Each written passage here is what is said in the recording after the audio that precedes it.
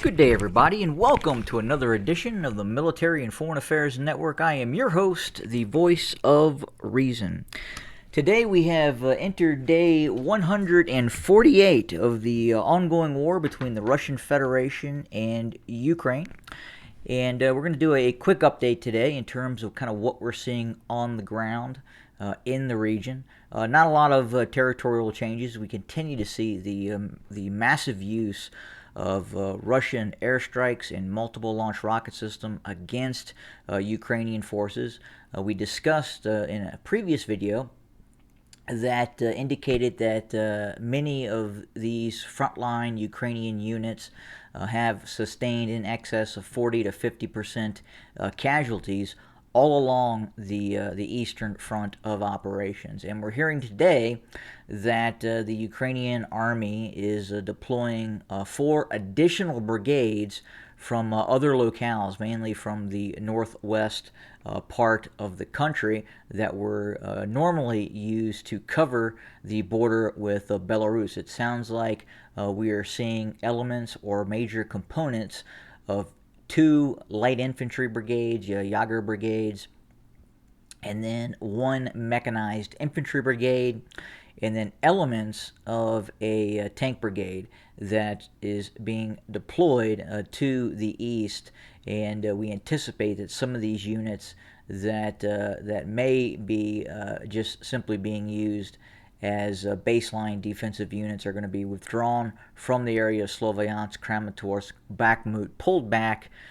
Possibly they will refit, recondition, acquire additional reinforcements. Obviously, that is coming from many sources right now in terms of how that is occurring. We do know that there is training programs in the NATO states as we speak. There are several thousand Ukrainian forces in the United Kingdom, and then there are additionally Ukrainian forces that are training in NATO partner states. Some of these are more or less in a covert manner, and we also know that tanks and other armored fighting vehicles are being moved in by these NATO partner states to Ukraine to help reinforce its military. Now, what will happen? Are these brigades repairable? Will they merge them that are being pulled off the line in the east? And again, very, very difficult to say. We do know that the condition of many of these units in the east right now is incredibly precarious for those Ukrainian forces. It is a tough fight that is occurring in the eastern Ukraine. And we'll have to see how these additional forces that are being moved in, do they have the experience? Do they have the wherewithal? Do they have the training? We understand that some of these light infantry units that were deployed and fought against Russian forces north of Kiev, especially some of those light infantry units, are very, very capable forces. And that was proven in the early stages of the conflict. Some of those units have not received the kind of damage that some of these eastern units have received in terms of the ongoing war. In other news, we have seen Ukrainian forces attack the main bridge linking the Kherson to the southeast of the country, and specifically, this is the bridge right here that was attacked. Apparently, it is still operational. They are allowing apparently vehicles to cross.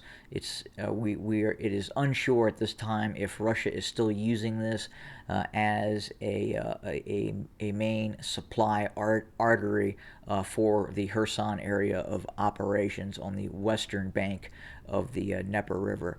We do know that pontoon bridges have been established at other areas, and the Russians are using currently other routes into the western bank of the areas that they control.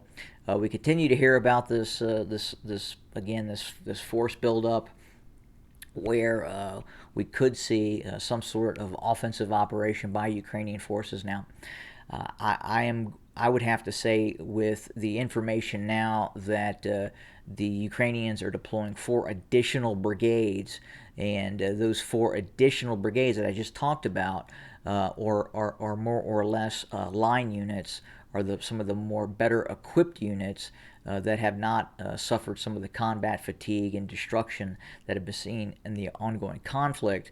Then the question is what units would the Ukrainians be deploying for this offensive operation, this reported offensive operation within the vicinity of Kherson? And again, we do know there are obviously contingents of Ukrainian Marines. There are territorial brigades, and as well as normal line units of the Ukrainian ground forces as well. But again, when you deploy that kind of force from the north to the southeast, and you've talked about said offensive operation in the southwest, could the Ukrainians be up to something else? Are they attempting a bit of subterfuge where they are indicating that they are going to attack in the southwest, and then we see the Ukrainians strike elsewhere?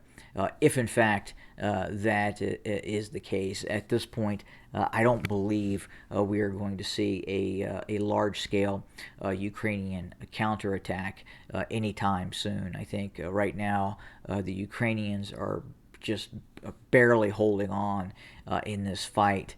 In terms of the amount of damage the Ukrainian military has sustained especially over the course of the last 2 months. It has been tremendous, and it's probably not getting the type of attention that it should get. Obviously, for propaganda purposes, the Ukrainians are being very, very quiet and mum. Normally speaking about the type of casualties and damage the Russians have inflicted to its army, and we do get tips and bits of information that come out. For instance, the reported 100 to 200 KIA per day being suffered by the Ukrainian military, but more importantly, it is the anecdotal reports from frontline units and conversations media outlets and independent media outlets have with Ukrainian forces on the front line. And the message that is coming from the front line is quite a bit different than the message that is coming from, say, content providers on YouTube, especially some of the pro-Ukrainian supporters, then obviously the Ukrainian government as well. So if you compare and contrast the statements that are coming from, again, these frontline units, these soldiers of the Ukrainian military, to what is being said by the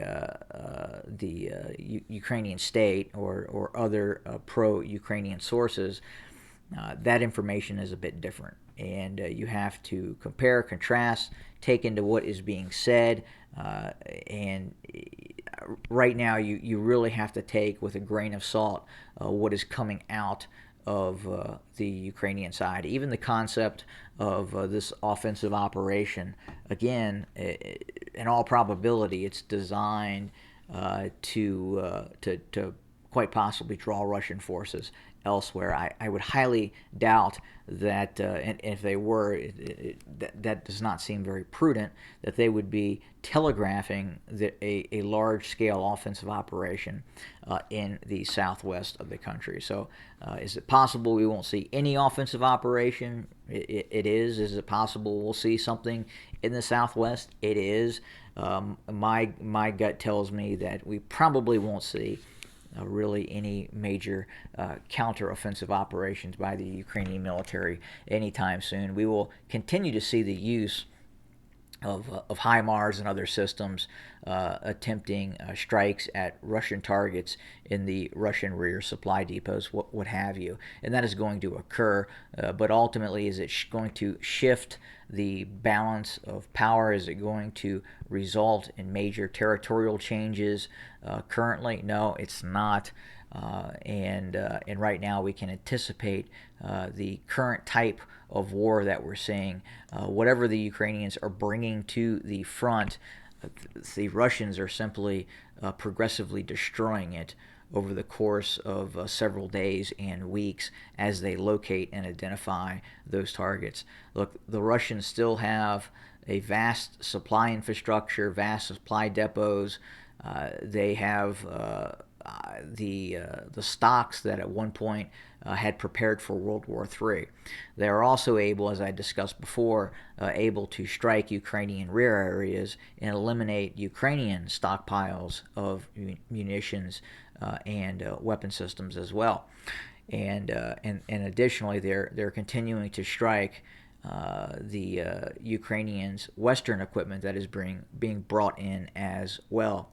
And they're able to do that. The Ukrainians simply, at this stage, and probably at no stage unless some of the weapon systems that are being brought in become much more prevalent and much more advanced in terms of distance, the Ukrainians simply don't have the ability to strike deep inside of Russia at these systems that are designed to keep the Russian military supplied and growing and strengthening, whereas the Russians have that ability to strike at those processes inside of Ukraine. I hope that makes a little bit of sense.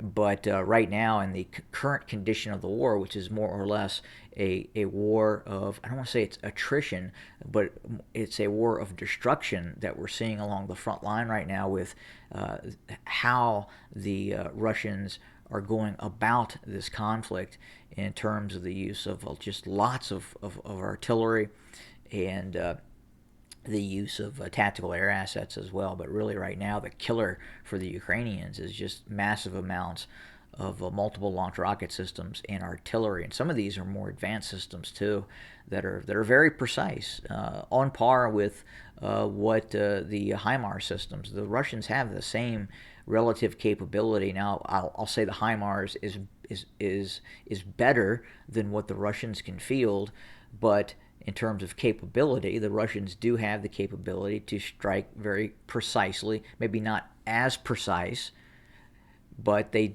do still have that capability, and we're seeing that in the course of this ongoing conflict. But, again, not a lot of territory to report in terms of changes. We'll do just a quick, and you can clearly see as we go back. Go back to the 18th. And again, just this very slow, monotonous drive by the Russians. But more importantly, it's the targeting and the use of that heavy artillery and artillery against Ukrainian frontline units that is causing the Ukrainians quite a bit of issue right now. But that's it for today. We'll have more very, very soon. Again, thank you for joining us, and feel free to subscribe and leave comments. Have a good day, everybody.